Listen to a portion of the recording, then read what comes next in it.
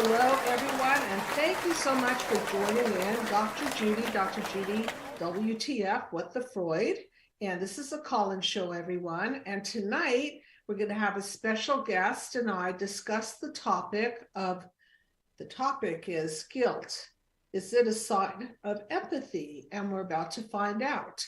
And the reason I'm having my guest, John, on the show, and I put that in quotes because I like to keep people's identity private, is because he inspired the topic. And I'm going to introduce him soon, but first I want to introduce the mind map, the Be the Cause mind map, and know that you can avail yourself of a free copy of the book, Be the Cause, Healing Human Disconnect, so that you can learn and you can prevent yourself from falling into psychopathology, a term that I like to use, and connect the dots. As you can see, the DNA strand is an evolutionary strand where you connect the dots and you become the cause of better outcomes for your life through becoming more and more conscious and less in the darkness of the injuries of your past. So the mind map is a system I created many years ago. And this is a system that I put together to create a pathway to healing. Unlike traditional psychotherapy that usually doesn't have a beginning, middle, and an end, this has a beginning, a middle, and an end that we're going toward, which is the goal, which is to live our life as the cause of outcomes that are better for our well-being and the betterment of the next generation. So if you look at the mind map, you will see that it is divided into 3 rows. The past being the wounds of childhood, wounds like abuses and neglects, how we react to those abuses and neglects and encode them, and how those encodings then create a trigger point within us that takes us down the dark tunnel of chaos, defenses, and breakdowns. So if you look at the mind map, it's also a developmental model from the past into the chaos, defenses, and breakdowns of the here and now, and how to morph out of the mess so that you can, as I said, be the cause and not be at the effect of your childhood past and wounds of the past. So with that said, I would like to open up the discussion about guilt. Is it a sign of empathy? And so, John, if you'd like to come in, please join. And if you need a few minutes, that's okay, because I'm going to start on the topic. And if he calls in, please let him into the conversation. I believe he's trying to call in. Is that correct?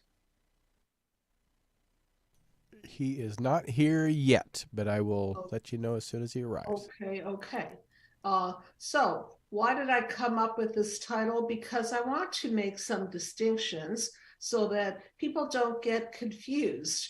So while people are healing from childhood wounds and narcissism and systems gone wrong, okay, we have John. So thank you, John. Welcome to the show. Really appreciate you being here.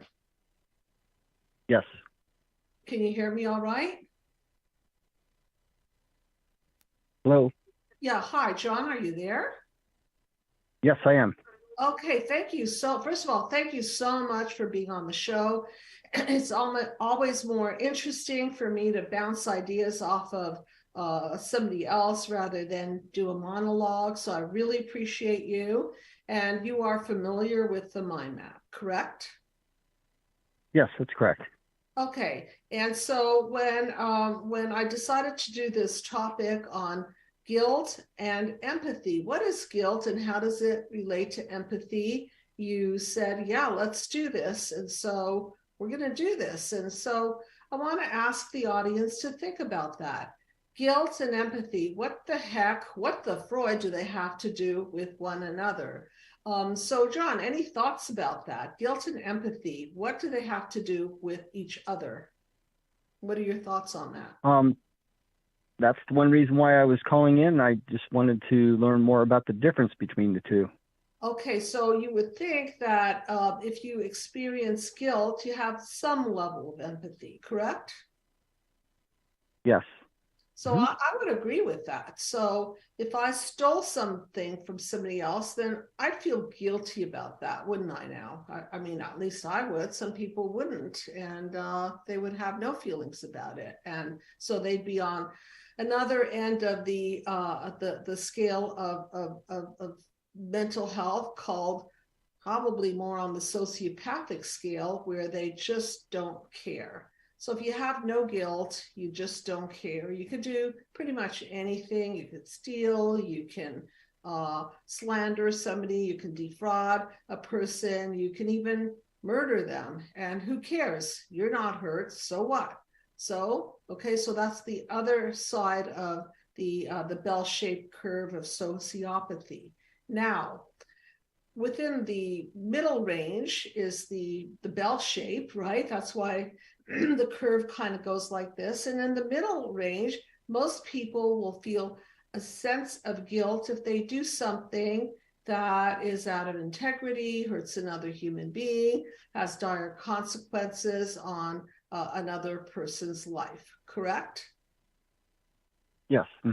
So it's supposed to sting, right? I mean, if we don't feel it, then we're pretty numbed out and we're on the sociopathic end of things. And there's no discussion because there's no care. There's nothing to really reel that person back into a human or humane interaction with members of the human race. So guilt is very, very important because it's sort of like a reminder that something is off.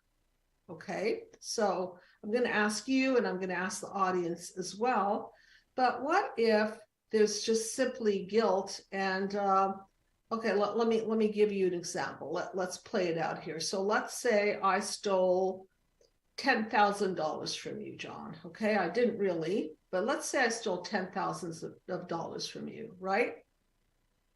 And you say, "Hey, Dr. Judy, like that was bad. That really hurt my finances. That's horrible, Dr. Judy." And then I look at you and I say, "Yeah, I know, John. That was pretty bad, right?" And you would say what? Yes, it was. Yeah, I'm so sorry, John. That was really, really horrible of me. And as a matter of fact, I feel really, really guilty, really guilty. So what would you say to me then? What are you going to do about it?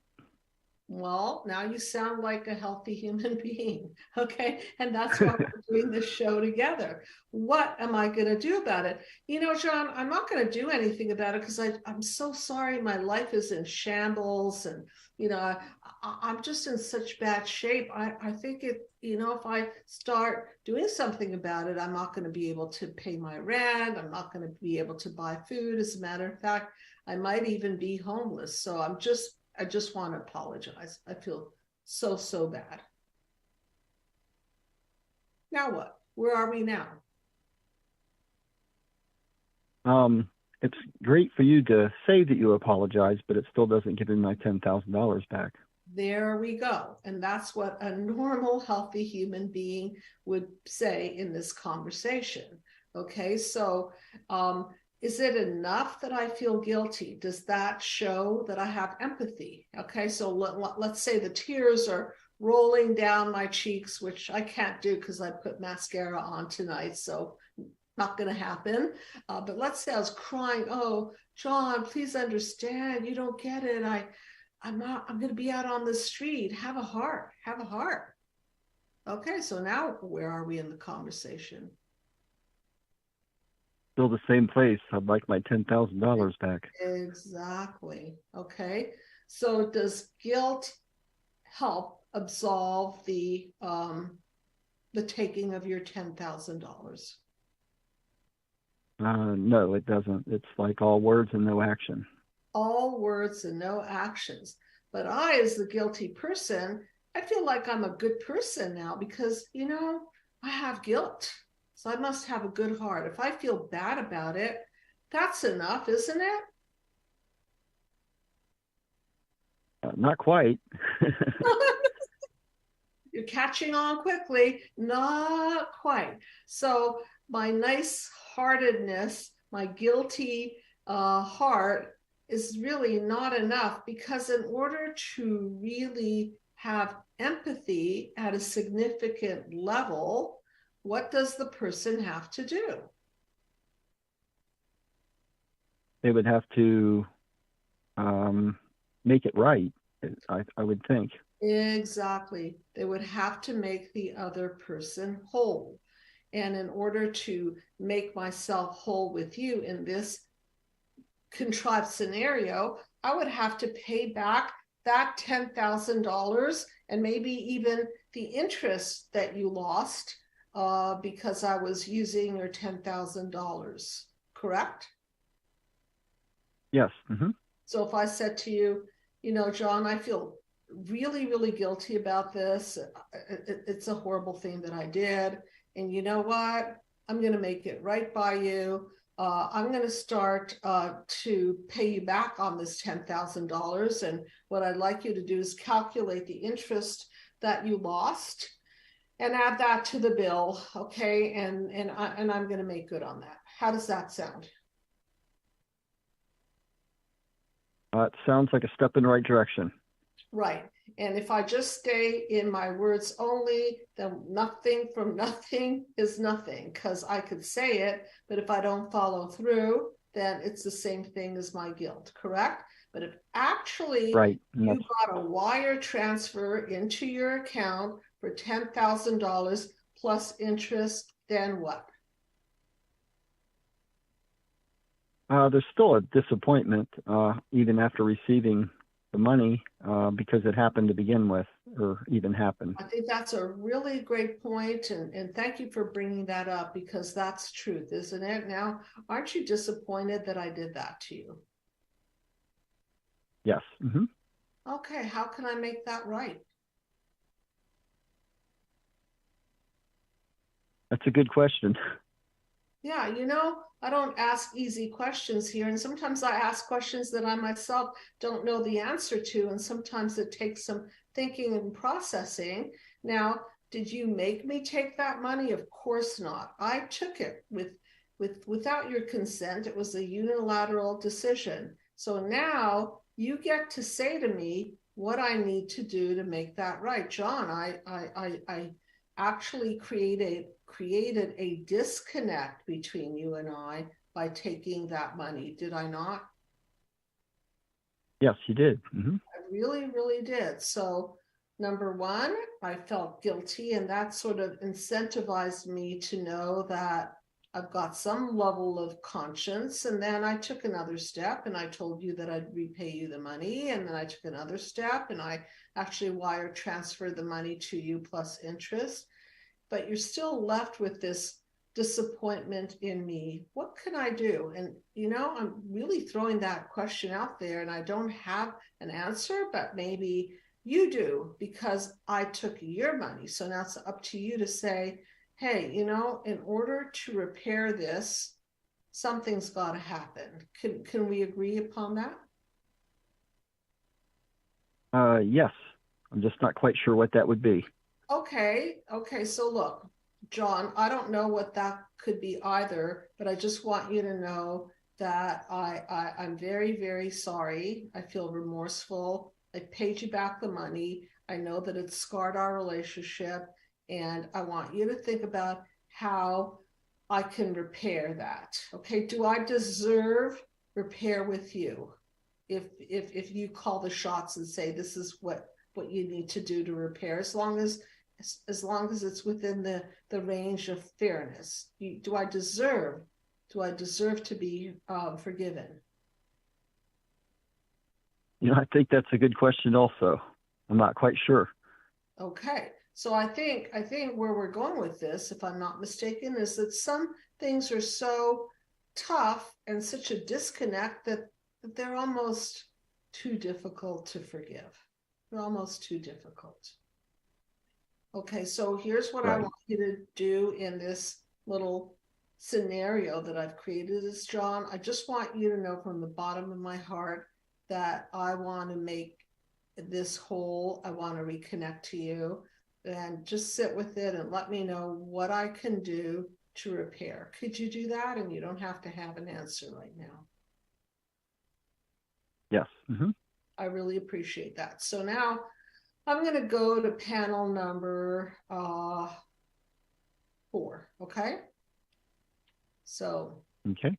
panel number 4 is a panel about chaos, isn't it? See all the bonds, they're broken.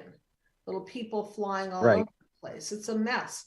So by my making a unilateral decision without your permission to take that $10,000, I have broken that bond of, maybe we can call it trust, correct? Right.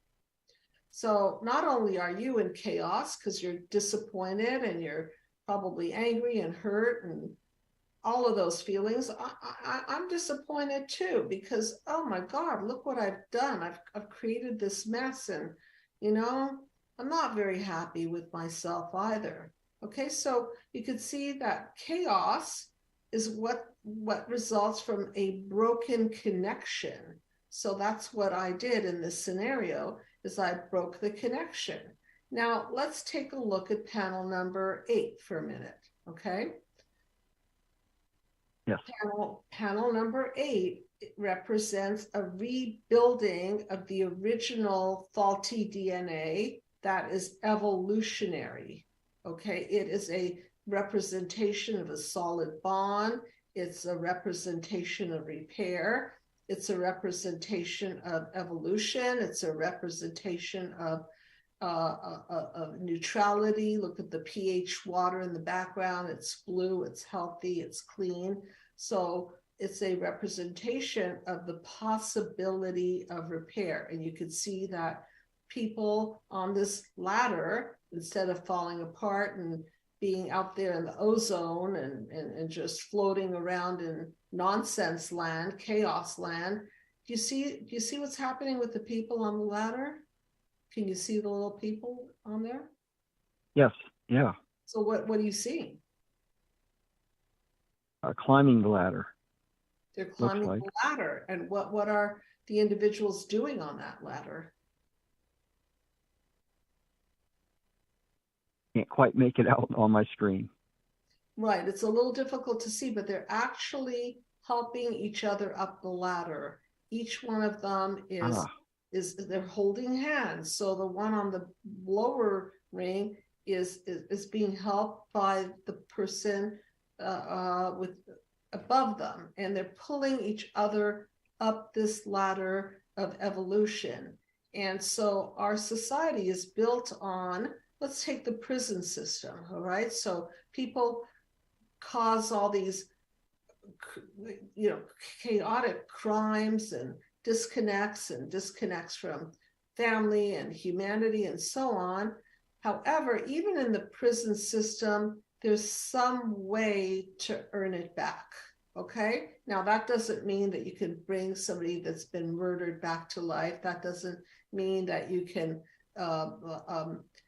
clean every single piece of damage that you've done, but it does mean that we're built to have some level of grace where we can allow for repair. Isn't that so? Yes. Mm-hmm. Okay, so there's some level of goodwill, hopefully within each one of us, that says, well, I don't like to be disconnected from you. I don't like what I did. I don't like the effects it had on you. And please, please, please, John, let me go back on the ladder of repair. Could you please let me back? And then what do you say? Sure. Sure, with conditions. We could work on that. Right? But we could work on with conditions, right? With boundaries, right? Boundaries and conditions. Okay, so that's what I'm getting at, is that guilt in and of itself may be the first little, how shall I put it? It's the first indication of a step toward empathy. But here's why I'm doing the show, because a lot of people will say things like, oh, I'm guilty. I'm so sorry. Look at the tears. I feel so bad. beating their chest, guilty, guilty, guilty, guilty, except no repair. Okay, so the point is, some people actually think that guilt is reparative.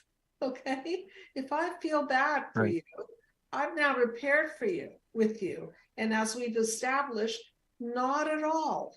So can we say that in some cases when people use guilt and don't move it forward, the it doesn't evolve into repair. So when what I'm saying is that when guilt doesn't evolve into repair and stays in the form of guilt, is that empathic?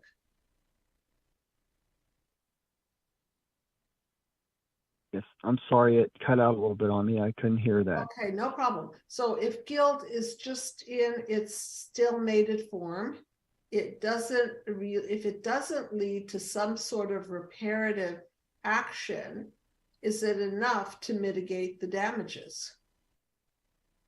No, I would say it's not. So can you say that guilt is, if I feel guilty, am I an empathic person? If I just leave it at that stage, I feel guilty, I'm crying, I hurt you, I feel bad. Am I now an empathic person? I wouldn't think so. It could just be like a trained response. Yes. So it's not evolutionary, see? And sometimes it fools people into thinking that they're good people because they feel really, really guilty.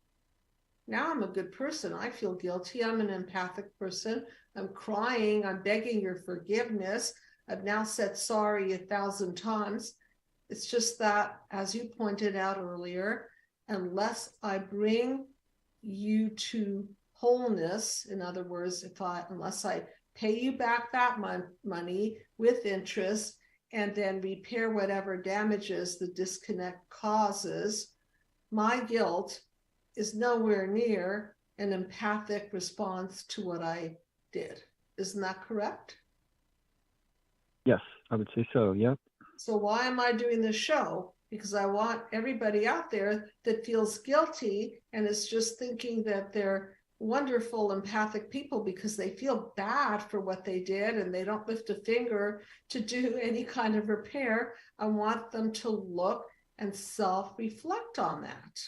Okay, because I think we actually in our society somewhat buy into, well, don't bother her. She feels really bad about it. What do you expect from her?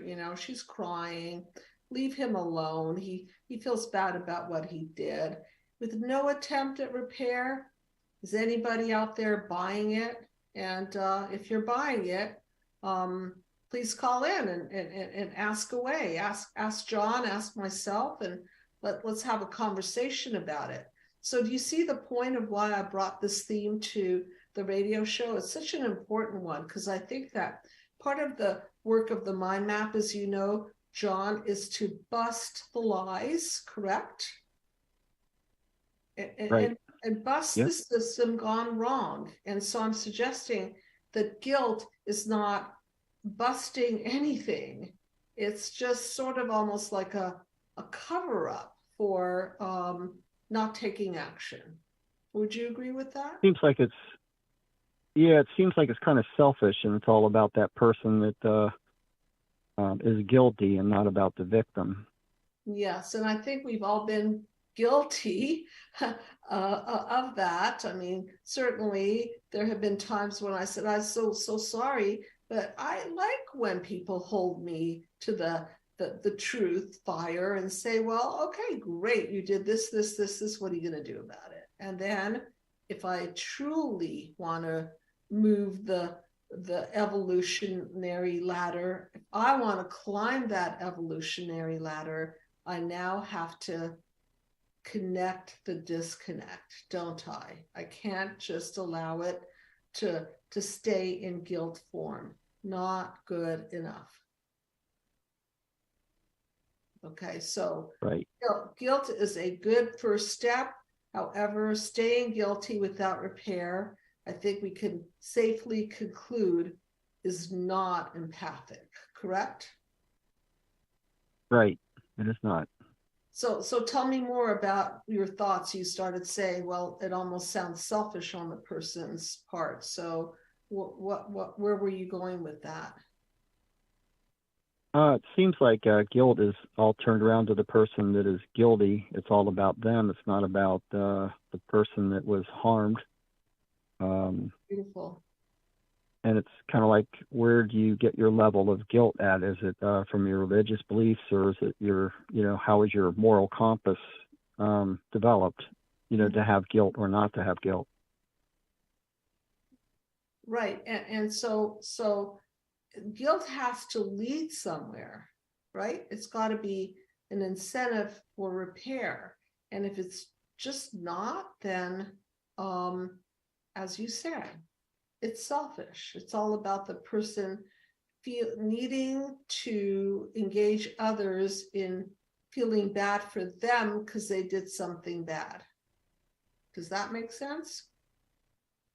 Yes. Mm-hmm. I want you to feel bad for me, John, because I feel bad about what I did. Do you feel bad for me?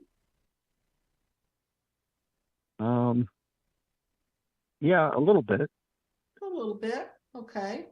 All right. Maybe a little bit. Maybe you feel bad that I had to take that course in life, right? Maybe you have some empathy that now that you know the mind map. Here, let's guess away at this. What kind of childhood wounds do you think I'd have to have in order to steal $10,000 from you and not act on anything to repair? What kind of childhood wounds would this be? I would say that it would have to do something with their parents, of course, that background, and maybe promises that weren't fulfilled, things that were taken from the child by the parents. Yes, yes. So things that were taken from the child, and then a reaction to that might be that the child copycatted the blueprint of taking. Yes. Right? They blueprinted off Yes. of it, and now the child is taking from another human being and acting out their childhood wounds. So do you see how important it is to bust that central causal blueprint that led to the action of something that created a lack of integrity and a disconnect? Because if I can say to you now, John, I've been to therapy, I did my mind mapping, and wow, I discovered something not so happy about myself. Do you want to know what it is? Yes. Yeah, you're right. My parents kept taking my money. They kept emptying out my piggy bank, and then when I was in high school, they made me work and then pay for them for their grocery bills, and sometimes they made me do double time because they had to pay other bills, and I just have been so sucked dry from my parents. And now I could see I have had this light bulb go off that now, in retribution to my parents, I'm acting out on other people and I'm taking from them. And I just had this realization, John, and it shocked me. Okay. It shocked me to know. And now I could see the cause of my lack of integrity. And I just want you to know that I'm still going to repair with you. I do want you to call the shots on how to do it. But I just want you to know that I now dealt with the pain of the disconnect and the anger that I felt toward my mother and my father, and how they bled me out financially, and how this was the blueprint for me and set me up to be such a taker and a damager to other people. I got it. I really got it. Okay, so now, what just happened in your head about me and repairing with you? It's got a whole different feel to it energetically. As far as it's more of a positive thing that they are going to heal.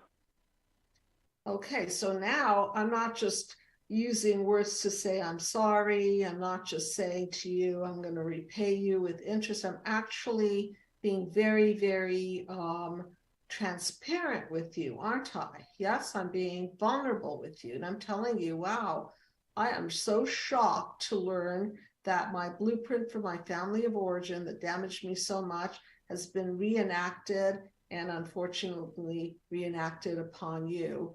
And I hate that part of myself, and I will do everything to heal that part of myself so that I don't do it to you and other people. So does it have a different energetic feel to it? Yeah, I'd say it's a lot different. Okay. You want to give that person the benefit of the doubt that they're going to grow and heal. Absolutely. Okay. So it's not just a good enough to do behavioral changes. And that's why I'm a fan of getting to the cause, and I'm a fan of having that paradigm shift from unconscious to conscious, because now I can shift out and share with you how I've shifted from being in the dark of why I unconsciously do these actions to, wow, I can't believe that I've turned out to be just like my parents, and I'm acting all these things out. And once you know that I know, it shifts our relationship, doesn't it? Yes, it does. Mm-hmm. Right? Because now you can look at me and say, this woman has grown. This woman had a realization. Now, of course, I could fall below the line and steal more money from you, in which case you would say, what? Oh boy, here we go again. I don't think you learned anything. It was I just didn't learn all words anything. before. It was just all smoke and water, smoke and mirrors. I said the right Yeah. words, and I'm an excellent manipulator, right? Because I just fed you all that about how I transformed, and then I went and I did the same thing over again. Zero growth, zero transformation. You see? So do you see how much it takes to really repair? You got to, number one, you've got to have that little string in your heart that says, no, I don't like this. And then go to that person and say, I'm going to make you whole. And then go back to the person and say, not only am I going to make you whole, I'm going to make you, I'm going to put the interest to that. And then I want to ask you what I could do to fix the disconnect. And then if it gets deeper than that, I could tell you, oh my God, I just woke up to why I'm like that. And then you can have a different energetic feel about me to know that I've actually learned something. So now, am I a safer person or less safe or the same? I would say about the same. If I've actually shared with you that I have this conscious aha experience as to why I acted this way. Oh, I apologize. I thought that it was talking about the same person, and we've gone through this for the second time. Oh yeah. Then 100% right. Then no growth. Okay, but if you Yes. saw that I shared with you my process, I showed you why I am the way I am. I told you I don't like it. I told you that I actually want to divorce the old person that I used to be. I no longer want to be the compromised version of myself. I want to be a more evolved self. And as long as I don't do anything to ruin that, right? Now do we have a chance of repair? Yes, I would say so. Yes. Okay, so I just wanted to go through this process to see that, to let the audience know that behavioral changes are not enough, apologies are not enough, guilt gets you nowhere, guilt keeps you stuck and not doing anything, but feeling guilty and looking like you actually care, but do you really if you haven't done anything to repair? So I just wanted to sort of unravel this whole process and And you've been extremely helpful, John, because I was able to bounce this off of you, and you were able to say, well, this works and that doesn't work. And when you do that, that's a disconnect. And when you do that, you energetically shift. And now I see possibilities. But if you go back to old behaviors, that's not going to work. And, like we've been around the block on this one, don't you think? Yes, I think so. Okay, so that's what I want people to do is I want people to self-reflect and self-correct and see where they're fooling themselves into thinking that they're actually feeling something empathic and that they're actually showing the world that they have a nice heart when they haven't done a damn thing. Not worth too much, is it? Nope, it isn't. Not worth too much at all. So, John, do you want to maybe add anything to this and anything that you want to share about what you're learning tonight and just anything about anything that, and every time we do these shows, people, they listen and hopefully they learn something and hopefully they start to question, and out of it, I'm hoping that they actually do something and evolve. Is there anything else that you want to add to this conversation?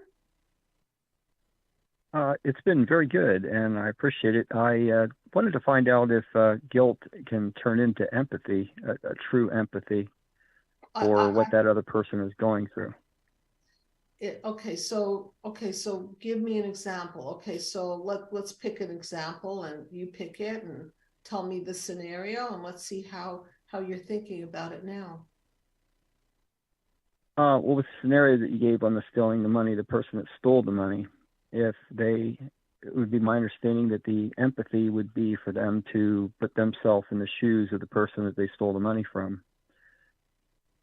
And if that were the case, then there would be an incentive to repair, wouldn't there be? Right. But they would need to have empathy in order to have the ability to repair. Beautiful. I think that's such a good point. So guilt is not enough, is it?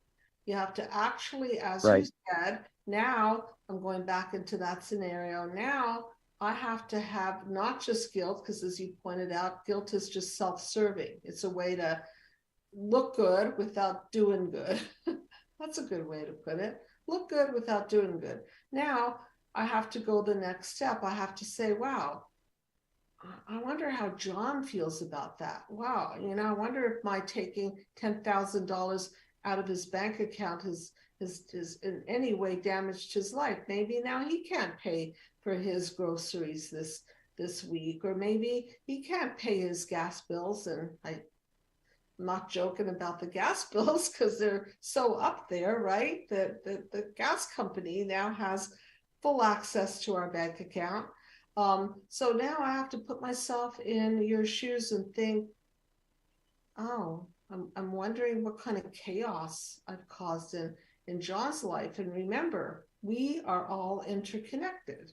So let's say you're missing $10,000 and now you can't pay your bills, and now somebody's birthday is coming up and now you can't even buy them a gift, and they're sitting there going like, wow, how come John isn't buying me my usual birthday present or taking me out to dinner? What's going on here? So do you see the many levels of reverberation a simple act like that can create?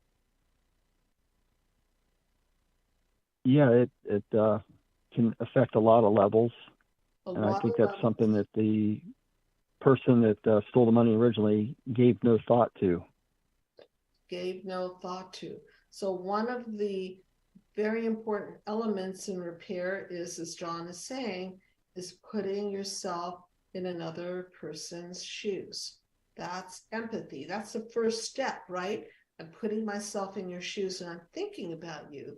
Like, how did I damage your life? What kind of chaos? What kind of a predicament did I now put you in because of my selfish act of siphoning $10,000 out of your bank account. Okay, so there now we have a thread of my putting myself in your shoes, and now comes the second step, which is, what am I going to do about this? Doesn't it always boil down to, what am I going to do about this? What am I going to do to repair this? Without that, no growth. Right. Right? Yes.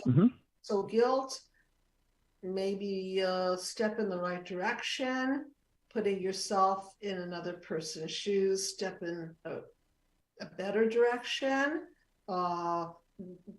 making repair, not just making amends like I'm so sorry, but actually repairing it, and then repairing the broken trust, and then giving insight to the person so that they can see that you see where it came from, and you're willing to be vulnerable and repair on that, and so that they could see that you're growing and that you don't want to go backward.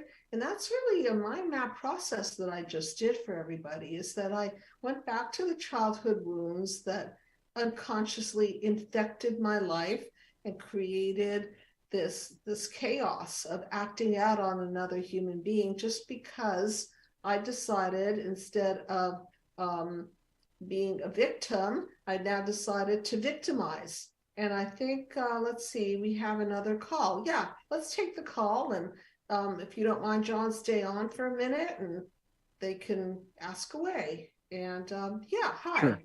You're on the call. And what is your name, please? Or what name would you like me to call you? Dale from Washington. Hey, how you doing? Thanks for calling in. Hi. Hi. Yeah, Okay. I wasn't sure which direction the show was going to go, but it all kind of made sense. And I think guilt with follow-through is true empathy, and guilt without follow-through is just gaslighting, is kind of how I'm seeing it. I love Because that. Oh, thank you. Thank you. Well, Dill, you've done some amazing transformation in your life. And the main one that I remember is that the big concept and takeaway is that you are able to pull out of the system, and you're able to identify it rather than be dragged down into the mud and identify with it. Is that pretty much generally your big takeaway from all the conversations and all the work that you've done with the mind map and the discussions that we've had? Yeah, Doctor, I'm one of those who it took over 60 years to finally figure out what the game was, and to have the aha moment and say, why have you been trying to fix everybody else's problems? Why have you been taking it upon yourself to be the person who felt like they had to take care of all the other people's burdens when you were being played by them? And I can't tell you how many vulnerable, narcissistic, victim-type people I've run across, and I felt sorry for them, and I either gave them money or gave them time and effort and all kinds of things, and then only to be played. And then I always felt hurt and angry and depressed and anxious, and I'd keep thinking, what am I doing wrong? What am I doing wrong? When I wasn't doing anything wrong, except I wasn't wise to what the game was, and it was their game, and they were playing me. And so your thing tonight is it.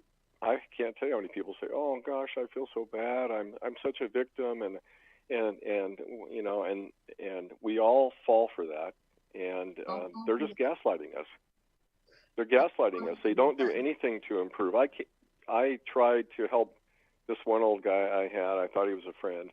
You couldn't believe the stuff I did for him. I virtually remodeled his whole house over many years. It just at my expense, and then every time it would just turn around. If he needed something, I was his best friend. If he was done using me for a while, then I would never hear from him. So that's how it would go.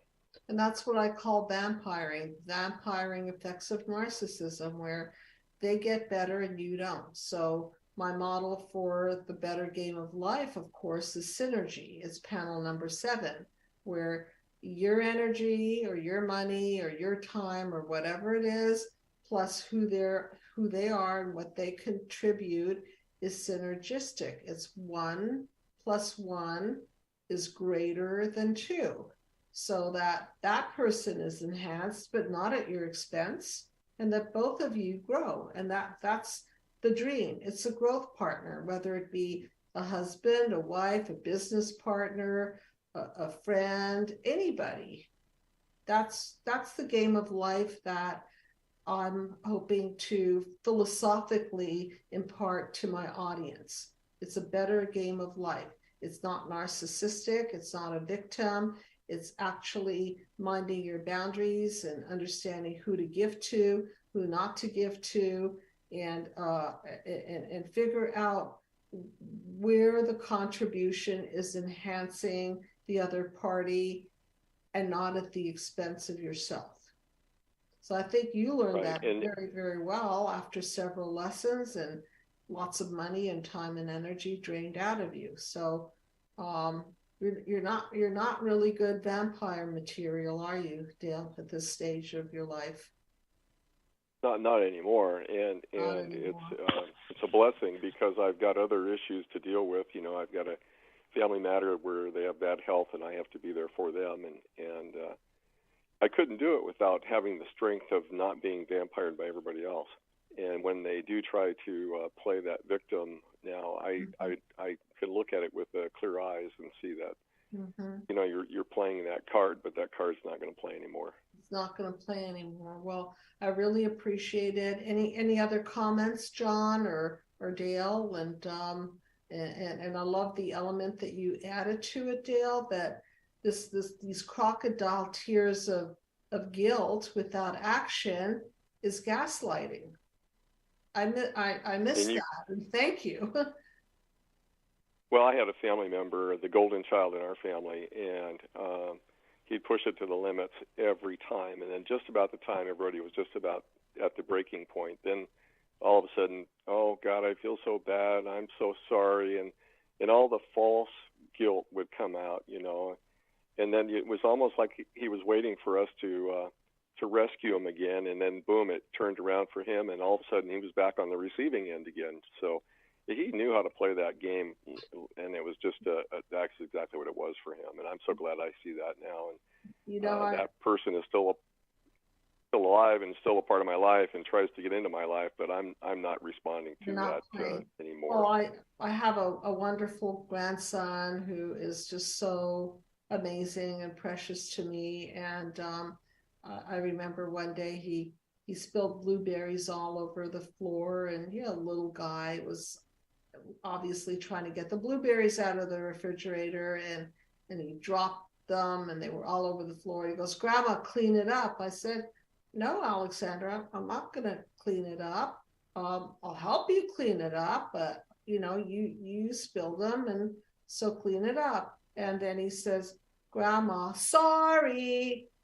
I said to him, "Alexander, that was the most phony sorry I've ever heard in my life." And he looked at me like, "What?" And then I said, "You know what the real sorry is?" He goes, "What?" I finally humbled him. He goes, "What?" I go, "The real sorry is pick it up. And, I'm going to help you because I know you didn't do it on purpose, and I'll help. And you have to pick it up with Grandma." And I really wanted him to know that I'm not going to settle for this phony sorry without action to repair. And I think he got that. And I want everyone out there to get it, that these words, sorry, meaningless without action. So I want to thank both of you for contributing to, I hope, a valuable conversation and a valuable paradigm shift in people's minds so that they can understand that guilt may be a pathway in the direction of empathy, but it definitely doesn't connect the disconnect. Okay, so thank you, Dale. Always great to hear from you. And John, thank you so much for joining in on this conversation. I really appreciate it. And I'm just going to give a little bit more information about the Psychological Healing Center. And as you can see, we go pretty deeply into the process. And we're really looking for the cause of the problem. And in this case, this theoretical problem was caused by parents who were takers, who vampired out the little child, who took retribution and projected this need to be paid back, or the need to be given to by taking $10,000 out of somebody's account. And until we bust the system gone wrong, the behavior may go underground, but the behavior isn't going to be transmuted into a realization and an internal repair. And that's really what we're looking at with the mind map system. We're not looking to manage symptoms. We're not looking to manage problems. We're not only here to teach good communication skills. We're really here to help people paradigm shift from lies and misperceptions and misconceptions into the truth. So I want to thank you, everyone. Please reach out for a free consultation. We can give you more information, or get a copy of my book, Be the Cause: Healing Human Disconnect. That's free, or you can, of course, order it from Amazon. And then I have coming out soon, in the process of being edited, very difficult process, Healing from Narcissistic Abuse. So hopefully that'll be done in a couple of months, and then people can avail themselves of this video, and they can pair it with help from a member of the Psychological Healing Center, and be on the pathway to healing from narcissistic abuse. So thank you, everyone, for contributing to the conversation, especially John and Dale. And I'll see you next week. Good night, everyone.